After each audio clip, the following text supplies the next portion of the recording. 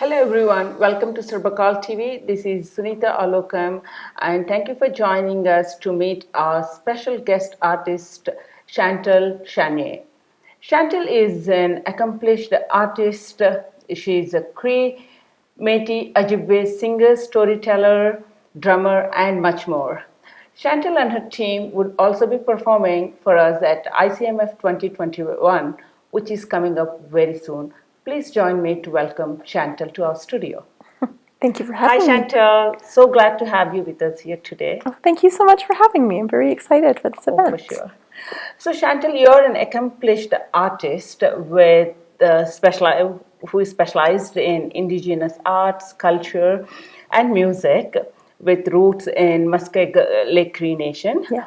Could you please share your experiences of growing up in a Cree Nation in Saskatchewan? Well, unfortunately, I am what they call an urban Indigenous person, so I've always lived in cities, whether that be Edmonton or Calgary. But I do go back quite often to visit family out there. But it's still in my heart. It's still in my very being, and so I think culture is our way to heal. It's our way to connect. It's our way to develop our sense of identity. And when I was on my path to breaking intergenerational trauma, it was a natural fit to have culture and have art come together to really help me on my path.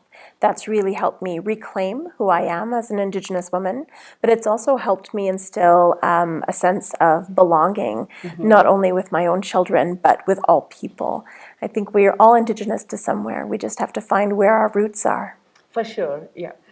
So, how did your musical journey start, and how did music help you not only to connect to your roots, cultural roots, but also to empower you? Well, music has just always been an intrinsic part of my life. I just absolutely love music, everything about it. So I've been singing before I could speak. And so my grandfather, my great-grandfather, he gave me the name She Who Sings and Dances with Spirits in a Storm. And so that was my name from a very, very young age. Because even as a little one, as soon as there was a storm, he would hear me singing and I would dance around. And so it made sense that this was my journey ahead. And my voice has just always been that leading factor for me. Whenever I sing, I feel like I'm calling in my ancestors. Whenever I sing, I feel like I'm bringing healing, not only to myself, but those around me. And I find music, it doesn't matter the words that necessarily, so you don't have to necessarily understand the language itself, but when we connect through music, it goes beyond words, it goes beyond language, because it's an intrinsic part of our being. Yeah. So you do feel that soulful connection, and also, what is a better way than music to express your cultural identity?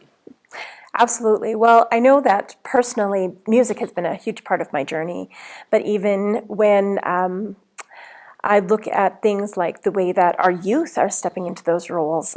We've got our dance, which is so incredibly beautiful. It's just that way to express yourself. It's our way to tell stories, because I think stories is truly what connects each and every one of us. But also when we're looking at other parts of not just the dance itself, but the regalia. The regalia tells a story of who we are. It's not a costume, because costumes are for Halloween, but it's a message. So even my regalia, the different colors represent different parts of my story. They represent different teachings. They represent my children and my family. Every skirt that I have has a stripe of blue to represent my boys, and every has a stripe of red or purple or pink to represent my girls, which it's just a gift to be able to share culture in such an outward way. And so it's just beautiful to be able to connect in that way, and to be able to bring everybody into the circle with such beautiful and such a beautiful expression of culture, but it's also such a beautiful expression of survival and resilience, because Definitely. for many generations we weren't able to. We weren't able to share our culture, to speak our languages, to sing our songs, to drum, to create our beautiful artifacts, to wear our regalia, to even practice our own ceremonies in our own land, in our own space, because it was illegal from the Government of Canada. And so the fact that we have survived through those dark times, and we are able to show the world who we are in such a beautiful way and with such gentleness and kindness and healing behind it. I think that's truly what resilience is. For sure. And you are healing through that vibrant music and expression through your dance and art. Yes, absolutely. Is that a traditional stash you're wearing? Oh yes, the sash. This is a Métis sash, and so the Métis sash has a huge just history with just the voyageurs and just trading in general. If it wasn't for the Métis, I don't think we would have expanded as much. But the Métis kind of act as that bridge between Indigenous and non-Indigenous culture. And so when we look at the sash, every color represents something. So the red represents the blood that runs through our veins. The blue represents the waters that connect each and every one of us. The black represent those dark days. We need to stand up so that no people experience that ever again. The white represents our perseverance of spirit. The yellow is the sun that rises every morning. The green is the fertility of the land and the people. And when we weave it together, it's stronger than a single strand on its own. Such a beautiful message. Absolutely. Well, everything we have has so much intention behind it. And I think that's what makes it such a beautiful and rich culture and history. Yeah, totally agree with that.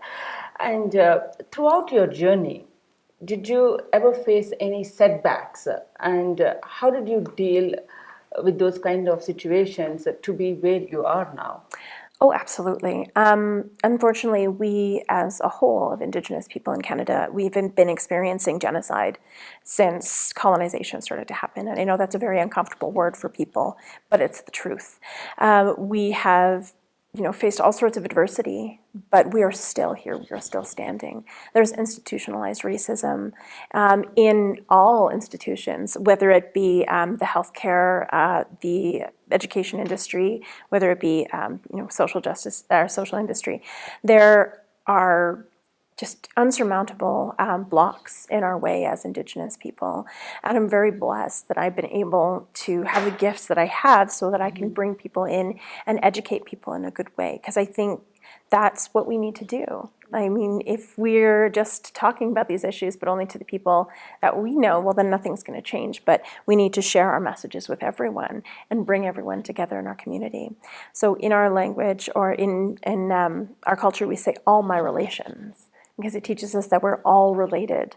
So the plants and the animals and all of the people, we are all related. So we have different things to learn from each other, but it teaches us that we're all together in our community. And so as soon as we really recognize that, we can start to recognize that we all have different things to learn from each other. We all have to step together without judgment, because we need to do that for the future of all of our generations. Definitely. And how do you see yourself taking forward this traditional drumming to bring cultural awareness?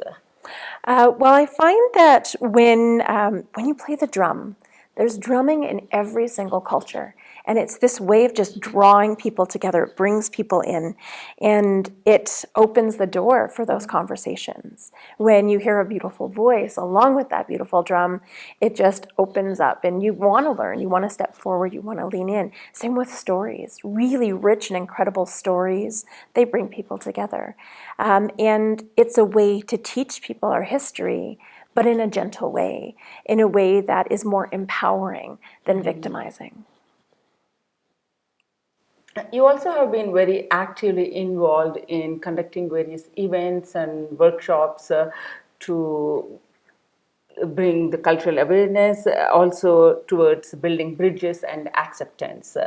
So could you tell us about what you do in these kinds of workshops? Oh, certainly. So I teach workshops to people of all ages. So anywhere from like pre-K, where I show up with my drums and I drum and sing with little guys, to university, to even elders. I've worked with elders organizations and sharing anything from the drumming and the singing and the storytelling and the songs to making medicine bags and talking about the medicine wheel. So the medicine wheel it's not just one thing, it's everything. It's our way of looking at the world around us. It's about recognizing the balance in all of things.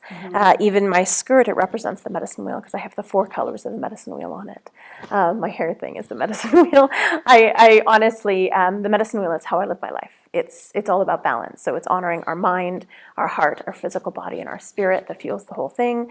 It's the 4 directions. It's the 4 elements. It's the 4 times of the day, of our lives. And 4s are pretty predominant everywhere in the world. But it teaches us that we need that balance of all things to be able to thrive and to be able to grow, not only on a personal level, but as an entire community. I have taught people how to make drums, and I think a lot of times people come to my workshops thinking, oh, I'm going to make a drum. And then by the end of it, they're crying because they've gone through this transformation process where they're healing and they're getting out a lot of this built up trauma and pain, and they're able to address it in a different way. So when I create things, it's not just like you're making something. It's that you're learning so much about everything from the past, everything about your ancestors, but also about yourself. And so all of these things that we create together, it's part of this healing journey. When we actually never had a word for art in our languages because it was just our way of being.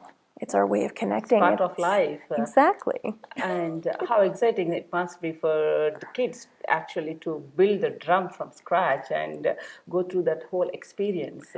Absolutely. And even with something like a dream catcher, where a lot of people see the dream catcher, and now a bunch of them are made in China. But when you actually sit down with people who carry the knowledge of the dream catcher and understand that it's not just one thing, it's everything. Like the webbing represents the web of life and how we're a single strand that connects to all of these different points. But there's all of these teachings and this beautiful story behind it. And it gives so much more of a context and a richness to it. And it's more meaningful, I think, when you create something. So when did you actually realize that advocating for Cree nations and your traditions is what your passion is, and this is what you wanted to do? Ever since I was little. Oh, really? I've always been a social justice advocate. I'm like, that's not right, that's not fair, when I was little, all the way into, I think the first time I actually went to a protest, I was 10 years old, and I was like, this is what I want to do. I want to give voice to the voiceless. I want to raise these issues, but I want to do it in a kind way, in a gentle way, because I think sometimes if we see protesters, but the message is very angry, we just shut down. But if we see a rally and we see what the passion that's there, and we see just the changes that it's possible, anything is possible if we work together, we actually see the hope and we see why it's important and we see the beauty behind it. I think that's truly when we can make mountains move. And we can only do that together. In light of recent events, it has become evident that there needs to be massive steps taken towards healing and reconciliation in Indigenous groups. And how do you see other communities coming to help as allies in this initiative? I think one of the biggest things that any community can do is actually acknowledge what has happened. Because once you acknowledge that past, then we're able to come together to heal from it. We need truth before reconciliation. And so by doing something as simple as inviting in Indigenous elders or knowledge keepers or people with that experience and welcoming them into your community to be part of that community, I think that is such a huge gift and a way that we can bring all those things together. Right. So have you been involved with any kind of organizations, and what kind of support do you get from Cree groups? Well, it's not just Cree. So even though I am Cree, I think I have a focus on all Indigenous relations because it's important to get the voice out there. And I think a lot of times people almost think Indigenous is like one and the same, but it's not. And so it's important to speak for many, many different groups and bring many different elders from all different nations together. And I've worked with everything from the University of Calgary, the National Music Center, like the City of Calgary, of course, but organizations across Alberta, and with all of the restrictions with COVID, it actually was a double-edged sword because I was able to work with organizations across Canada to be able to do online teachings and online drumming and singing and speaking. But I think it's good to be in person. I really love being in person. I missed faces. But at the same time, I think that voice and that message needs to be shared with the world. What kind of message would you like to give our younger generations to promote their own cultural traditions and also contribute to multiculturalism? Be proud of who you are. Be proud of where you've come from. Don't compare yourself to other people because they're not on the same journey as you. When I work with youth, that's one of the main themes, is for them to find their own path and to carve out their own path. And when we're so busy looking at other people, sometimes we forget to really focus on ourselves. I think we need to shift that. For healing, it's really about deeply connecting to our own ancestors and our own ways of knowing and recognizing that we have value. Our society has told us for so long that Indigenous people have no value. But when we reclaim our culture, when we reclaim our music and our drums and our dance and our regalia and our stories and our ceremonies, it shows exactly how much value we have and how deep those roots go into Mother Earth. Definitely. For enthusiasts like myself, how would you recommend to get to know more about Indigenous arts and culture? Well, there's so many events that are happening and continue to happen. If you want to be involved with some of the community events that are happening, for example, there is every year we do Orange Shirt Day, and that's to represent the children that we've lost in residential school. So I often wear this, which says "Every Child Matters." So you can look online for orangeshirtday.org or Orange Shirt Day events that are happening within your area. It's usually on September 30th, and that's that event. We also do Sisters in Spirit, and that's to reach out and talk about murdered and missing Indigenous women and girls, which is a huge, huge issue in all of Canada, in all of North America. And so we march for those women, and we march for their families, and we show that justice needs to be served, and their voices have not been silenced. We make sure that we empower women to take responsibility for themselves and to come together as a community to protect each other, but also to give voice to the voiceless, which is so important. Yes. And so that's every October 4th. And then we do another march for murdered and missing Indigenous women every Valentine's Day, February 14th, to show that they are loved and they are missed and they were a valuable part of our communities. Unfortunately, with the media, sometimes they vilify Indigenous people when we need to celebrate Indigenous culture and our resiliency. Even now? Even now, especially now.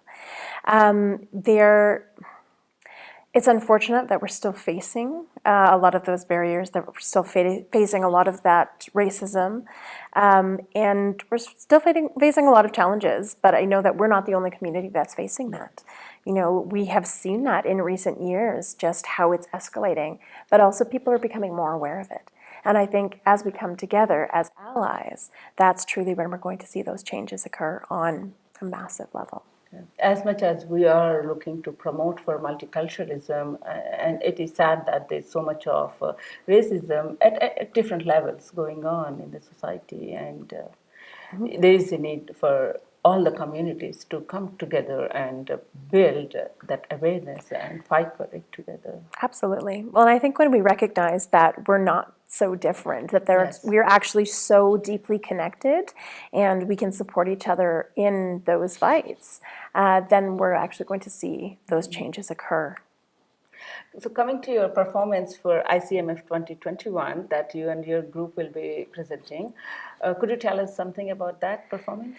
So with the drumming and the dancing, so each of the dancers have chosen a song to dance to, and that fit the theme of the dance itself. And so I will explain the dances when we're up there. But we have the 4 different kinds of dances, the hoop dance, the jingle dance, the traditional dance, and then the fancy dance. And we have those 4 young girls that are going to be performing and presenting that. And it just always gives me such joy to see our youth taking the stage in that way and seeing the youth reclaim their history and their heritage, because that's truly where our hope is. It's within the youth. It's empowering them. But each of those stories is such an intrinsic part of, our resilience. Yes, it is. Would you like to sing a song for us before we conclude this session? Absolutely. And your beautiful drum is waiting for us. Definitely. So the song I'd like to share with you, this is called the Creator Song. And so it reminds us that we all share the same sacred breath, the same sacred breath that we've been sharing for time immemorial with the plants and the animals and the trees. But it's the same winds that we all breathe, and it recognizes that we are all one, we are all together. And it teaches us that sacredness of all of creation, and we're part of that. We're not above it or below it, but we're part of it. And so that's why the song is such a blessing to be able to share. This song was actually gifted to me from a friend of mine, Knight's son. And when she shared it with me, I knew it. And I was like, I don't know why, but I know this song. And what was really incredible about it is after I learned it, which didn't take much time because I knew it, I brought it over to my great aunt who is in care. And I was drumming and singing, and she started singing with me. I'm like, Auntie, you know this song? She's like, how do you know this song? This is our family song. Where did you find it? And so it's amazing how those things will come back around. They do. Did you make this drum yourself? I absolutely did. Yeah. So this is my moose drum, and it teaches me never to throw anything away. And we know, as Indigenous people, you always use every part. Yeah, everything. But because you don't want anything to go to waste. We didn't have garbage men, 100 years ago. So we had to make sure that we used every part of the being, every part of the buffalo. And this drum reminds me of that, because when I was gifted this hide, I was pretty sure it was pretty rotten, and it was kind of crunchy, and I was like, I'm not sure if I'm going to be able to use any of it. But I knew better than to just throw it away. And so I soaked it in my bathtub because it was quite a large hide, and it smelled awful because I don't know if you've ever made drums. They don't smell good. Never. But as I laid it all out on the table, I was able to find this beautiful part.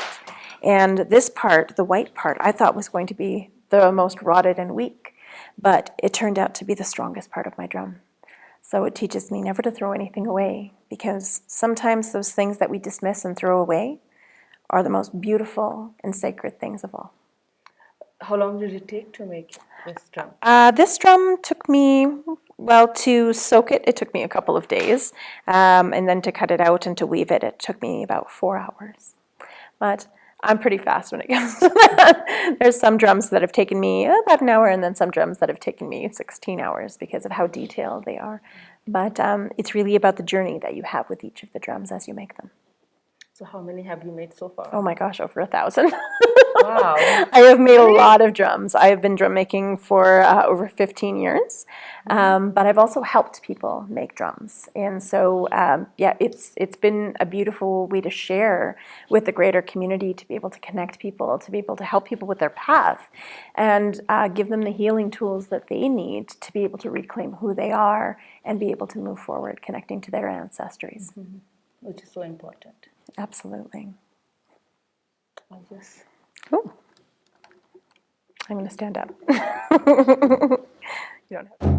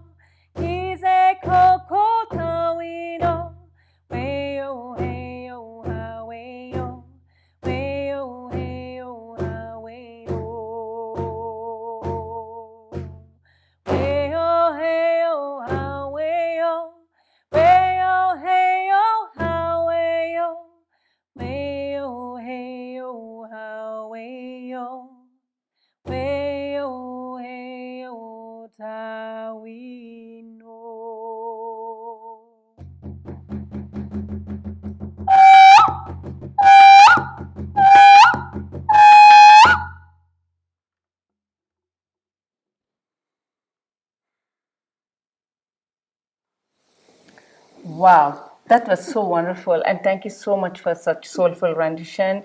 I love that drum beat. It's so enchanting, the way it sounded. Everything is so beautiful.